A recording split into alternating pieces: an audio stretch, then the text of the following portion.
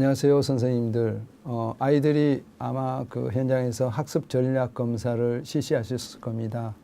학생들의 학습 전략 검사가 어떤 검사고, 그 다음에 이 검사를 어떻게 활용해야 되고, 그 다음에 아이들에게 나타나는 그런 문제되는 부분들, 그 다음에 아이들이 나타나는 것 중에서 장점에 해당되는 부분을 어떻게 더 강화시켜야 되는지, 이 부분에 대한 부분을 같이 한번 나눠보도록 하겠습니다.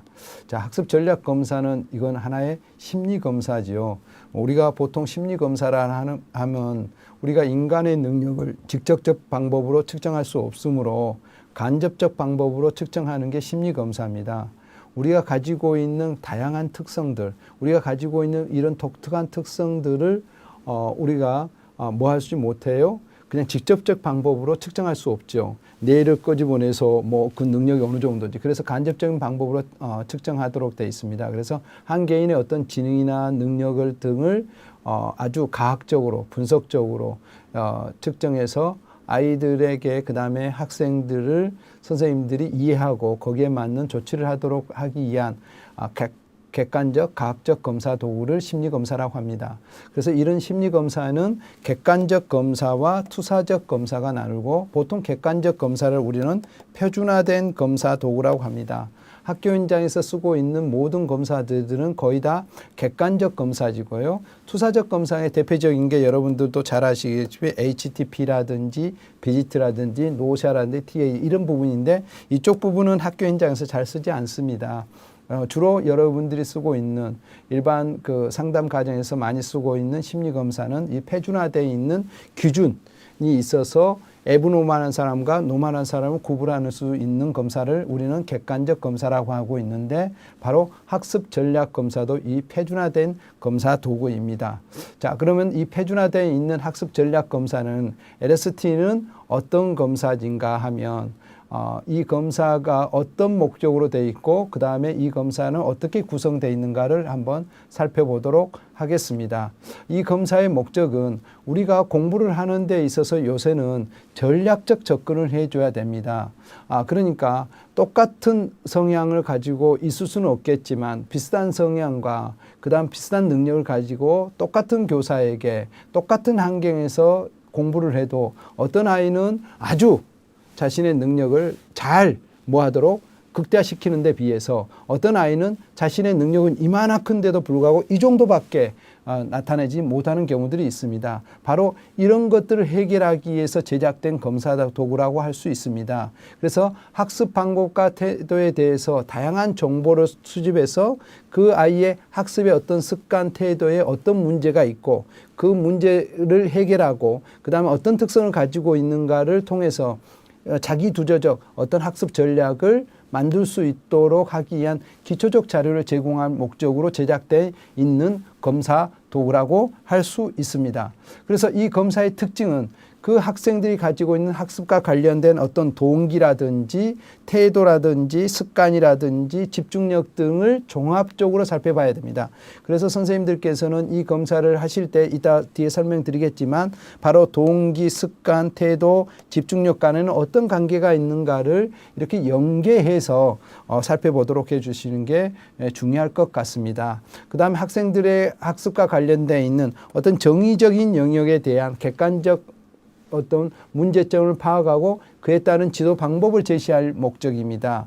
그러니까 우리가 학습을 하는 데 있어서 어떻게 보면 아이들이 인지적 문제보다는 정의적 영역에 문제가 있어서 학습이 전략적으로 잘 안 되는 경우들이 참 많습니다. 그래서 이 부분에 대한 집중적 어떤 정보를 제공하는 게 이 검사의 특징이라고 할 수 있습니다.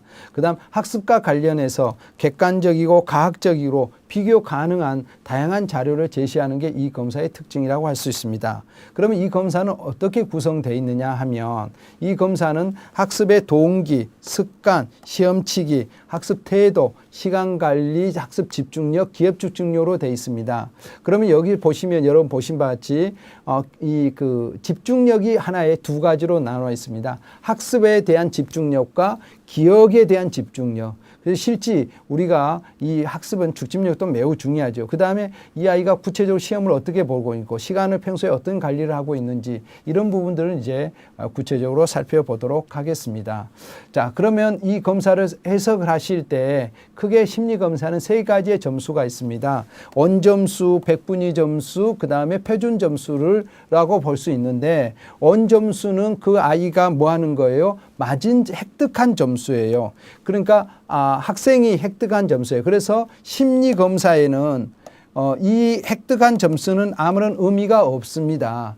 선생님들께서 관심 있이 봐야 될 것은 이 백분위 점수와 표준 점수에 해당되는 부분을 관심 있이 봐주셔야 됩니다. 그래서 이 백분위 점수는 자신이 얻은 점수의 어떤 순위로서 어떤 뭐랄까요? 상대적 어떤 위치만 표현하고 있습니다. 그러니까 내가 어느 지점에 가 있느냐. 그래서 내가 만약에 백분위 점수가 75%다 그러면 나보다 못한 아이가 74명이 있다는 소리고 저보다 저 잘한 아이가 몇 명이 있다는 소리일까요? 74명이 없으니까 25명이 나보다 더 잘한 아이가 있다라는 거죠. 이제 이런 부분들을 나타내는 게 백분위 점수입니다. 그러나 이제 표준 점수는 어떤 거냐 하면 이건 심리검사는 거의 다 모든 점수에 표준화되어 있는 검사는 한삼, 원점수를 바꿔놨습니다. 뭐 하도록?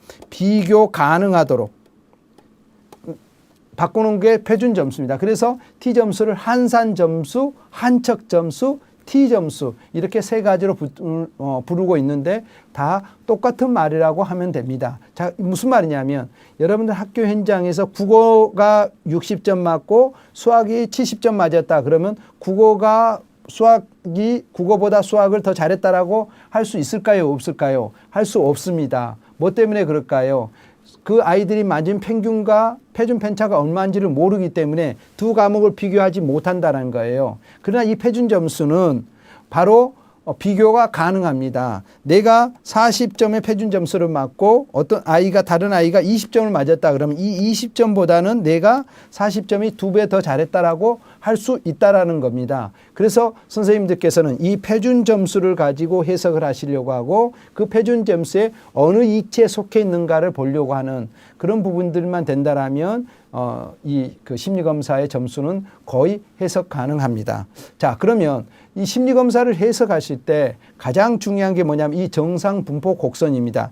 이 모든 심리검사는 이 정상분포 곡선에 맞춰져 있습니다. 그래서 평균 50을 중심으로 해서 이쪽은 낮은 부분, 이쪽은 높은 부분으로 이렇게 구분하시면 가장 쉽고요. 그 다음에 T점수 40과 60인 사람은 보통인 사람, 그 다음에 40 이하인 사람들은 수정해야 되고 변화해야 되고 바꿔야 되는 부분으로 인식하면 되시고요. 이 높은 부분들은 이 아이들은 이제 학습 전략에서요. 높은 부분들은 이것은 지속적으로 성장시켜야 될 거고 그 다음에 일관적으로 유지시켜야 될 부분으로 해석하시면 가장 쉽습니다. 그래서 선생님들께서 아이들이 39점 이하이다 그러면 낮거나 매주 낮은 아이들은 이것을 변화시키거나 아니면 이쪽 부분을 강화시켜서 이 부분을 이겨낼 수 있는 방법은 없는가 이 부분을 고려하신다라면 좋겠습니다.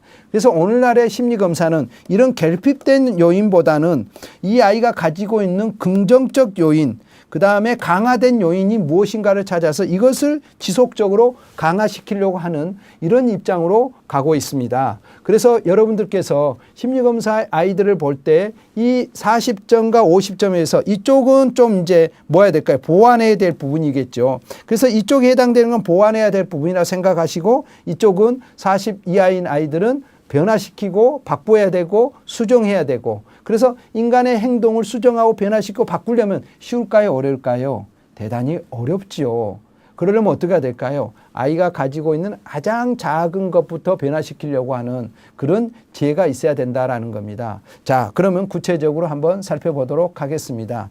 자, 우리 검사 결과표에 보시면 학습 동기, 기억력, 시간 중기, 시험치기, 학습 집중력, 학습 태도, 습관으로 이렇게 돼 있을 겁니다. 그래서 이 아이의 전체적인 프로파일이 어떻게 구성되어 있는가를 여러분들이 이 모형에 보시면 이 아이는 학습 태도가 좋구나. 이런 부분이 이제 나오겠죠. 그러나 이제 공부를 할 때 이 영역들이 동시에 잘 이 그 원을 향해서 갔을 때 이 아이가 가장 중요한 그러한 능력을 발휘할 수 있다라고 할 수 있겠죠. 자, 그래서 구체적으로 살펴보면 제가 얘기했지 않습니까?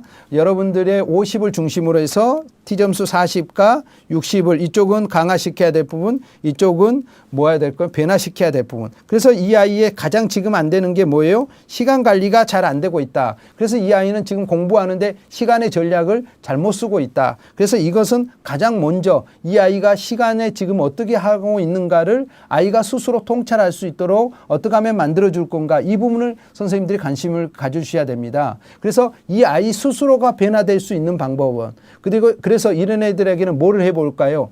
네가 오늘 쓰고 있는 그 시간들을 쭉 아주 10분 단위, 분 단위로 쭉 나열하다고 해서 자신이 어떤 시간을 지금 어떻게 활용하고 있는가를 인식하도록 해주고, 그러면 그것을 어떻게 변화시키고 싶은지 안 싶은지를 물어보고, 변화시키고 싶다라면 어느 정도 변화시키고 싶은지. 이래서 그런 아이들은 아주 작은 것부터, 작은 시간부터 조금씩 늘려서 효율적인 시간 관리가 되도록 해 주셔야 될 겁니다. 그래서 이쪽 부분이 있을수록 다 변화시켜야 되고 이쪽이 있을수록 올려줘야 됩니다. 그러나 이 아이 전체적으로 보면 학습 태도만 그래도 이 아이는 어느 정도의 긍정적인 부분을 가지고 있고 거의 다 보완해야 될 부분들이라고 할 수 있습니다. 그래서 학습 동기나 학습 습관이나 태도나 집중력이나 시험치기나 시간 관리, 기억 집중이 있는데, 이 아이는 지금 학습에 대한 내가 공부를 무엇 때문에 해야 되는지 의욕도 대체적으로 완벽하게 가지고 있지는 못합니다. 그래서 이런 의욕을 증진시켜 줘야 되고, 그 다음에 그것에 대한 일관성, 어떤 행동화되어 있는 부분이 그렇게 높지는 않고 그것도 또 낮고요. 그러나 부모와 그 다음에 교사와 인간적 관계 속에서 내가 공부를 하고자 하는 이런 생활에 대한 자신감은 가지고 있으며, 그 공부에 대한 부분을 하고자 하는 몸에 대한 태도적인 어느 정도 일관성을 가지고 있으므로 이것에 대한 부분들을 강화시켜주면 되겠죠. 자, 그 말은 뭔 말일까요? 교사나 학부모가 더 관심을 가지고 이에 대한 부분들을 해준다라면 이런 부분들도 다 올라올 수 있다 이 말이죠.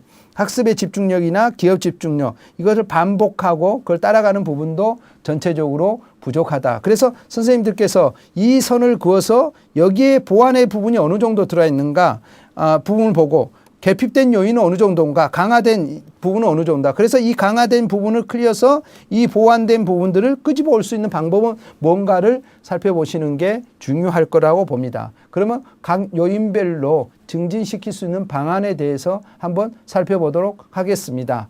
자, 학습 동기를 높이려면 뭐 해야 될까요? 바로 목표를 구체적으로 만들어주는 게 중요합니다. 그래서 그 목표를 가지고 내가 무엇이 될 수 있겠구나를 자기 스스로가 자신감을 갖도록 해 주셔야 되고요. 그런 계획을 세울 때는 철저하게 뭐 하도록 자기 스스로가 했다라는 책임감을 가지도록 해줘야 돼요. 그래서 그런 목표를 해주고 나면 네가 그렇게 하기로 결정했다라고 자기 입으로 학생이 스스로가 말할 수 있는 기회를 주셔야 됩니다. 그리고 이런 것들을 변화시키기 위해서는 철저하게 뭐 해서부터 해줘야 돼요? 아주 작은 것부터 자기 스스로가 자부심을 가지고 스스로 나는 이렇게 할 거야. 나는 이렇게 잘 될 거야. 스스로 격려하고 긍정적 피드백을 줄 수 있는 그런 기회를 갖도록 해주시는 게 매우 중요합니다. 그래서 이런 학습을 동기가 되면 그 다음에 이제 학습에 대한 습관들이 이제 이루어지겠죠. 학습 습관을 일어날 때는 되도록이면 뭐예요? 분습 학습을 해라. 전습 학습하지 말고. 그래서 이 학습 습관은 가장 중요한 게 뭐냐면 어떻게 하면 반복해서 기억할 수 있도록 만들어줄 거냐에 포커스로 맞춰줘야 됩니다. 그래서 아이들에게 두 가지 팁을 드리면, 일상적인 자기가 뭐 할 때 자기 주도적 학습을 할 때는 분습을 학습을 하셔야 되고, 그 다음에 학교 현장에서 공부를 할 때는 쉬는 시간 5분을 잘 활용하는 전략을 해줘야 되고요. 집에 갔을 때는 자기 전에 5분을 오늘 내가 배웠던 것을 다시 한번 생각해 보게 하는 이런 훈련들을 주시는 게 매우 학습 습관에는 중요합니다. 자, 분습 학습은 뭐냐면 내가 영어 공부를 1시간 한다 그러면 25분씩 이렇게 쪼기라는 소리입니다. 아이들의 기억에 이 곡선을 보면, 망각 곡선을 보면 1시간이 지나고 나면 전에 배웠던 것을 50% 잊어버린단 말이죠. 그러면 그 뭐 하는 걸 잊어버리지 않도록 하기 위해서는 내가 25분 영어 공부를 했다. 그러면 5분 쉬었다가 영어 공부를 다시 25분 하기 전에 이 배웠던 것을 다시 한번 뭐예요? 그러니까 눈으로 살펴보라는 거예요. 그러면 이게 한 2분 정도밖에 안 걸린다는 거예요. 그리고 나서 새로운 것을 하고요. 그 다음에 또 뭐 하는 거예요? 이거로 넘어가기 전에 이 아까쯤에 봤던 거 2분과 이 봤던 거 2분을 다시 한번 반복하고 또 반복하고 해서 새로운 거 하고, 이 새로운 거 하면 여기 갔을 때는 이거 배우고 이거 보고 또 이거 보고 이렇게 해서 지속적인 반복을 해서 갈 수 있는 분수 학습을 해주는 게 매우 중요하다라고 할 수 있다. 그래서 학습 습관은 쉬는 시간 5분에 중요한 것과 그 다음에 내가 모르는 것과 내가 그 다음에 아주 시험에 나올 것을 이렇게 구분하는, 체크만 해주는 쉬는 시간 5분을 활용하는 방법이 매우 학습 습관에 중요하고, 잠자기 전에 내가 오늘 배웠던 것을 한번 생각해 보고, 아주 구체적으로 아니어도 내가 오늘 수학에 뭐를 배웠지? 이렇게만 한번 생각해 보는 그런 팁을 주시는 게 학습 습관의 증진에 매우 중요한 그런 팁이라고 할 수 있습니다. 그 다음 이제 학습 태도를 중요시 하는데, 아이들의 이제 학습 태도는 뭐냐면 자기 스스로 공부를 할 수 있도록 해주기 위해서는 어떻게 해야 될까요? 자기가 구체적으로 어떤 계획을 세우느냐. 그래서 이 구체적인 계획을 세울 때는 융통성을 갖도록 해주시는 게 매우 중요합니다. 공부를 잘 안 하는 아이일수록 어떤 거냐면 아주 타이트하게 짜려고 해요. 그게 아니고 내가 오늘 뭐 하지 못하면, 지키지 못하면 내일도 그것을 뭐 할 수 있도록, 지켜내게 나갈 수 있도록 융통성 있는 그런 뭐 하도록 계획을 세도록 해주고, 이 계획을 융통성 있게 짜면서 꼭 뭐를 책임성을 갖도록 해주신 게 중요해요. 너가 이렇게 하기로 결정했고 네가 그것에 대한 부분들을 스스로 했다는 것을 늘 인식하도록 하고, 그 다음에 안 됐을 때는 책임지기 기법들을 써서 나는 이렇게 안 하기로 책임을 안 지기로 결정했습니다라고 말을 한번 해보게 한다든지, 이런 방법을 통해서 구체적인 계획을 해주도록 하고요. 그 다음에 그것에 대해서 아이들의 적극적으로 그 계획을 인정해주고 공감해주고 경청해주는 그런 역할을 해줘서 이 아이가 자기 스스로 모든 일이 할 수 있고, 그것을 뭔가 부모와 교사가 뭐 하고 있다, 너는 잘할 수 있다라는 것을 신뢰감을 갖고 있다. 그 다음 우리 부모와 우리 교사는 너는 이렇게 할 거다라는 믿음을 나에게 주고 있다라는 것들을 뭐 하도록 인식하도록 해주시는 게 매우 중요하다. 그래서 그런 것들을 하면서 그 아이의 강점을 찾아서 그 강점을 이거 가지고 꾸준히 내가 어떤 공부에 대해서 긍정적 태도를 갖도록 해주시는 게 매우 중요한 부분이라고 할 수 있다. 그 다음 이제 학습 집중력을 증진시키기 위해서는 뭐 할까요? 제일 처음에 뭐 해야 돼요?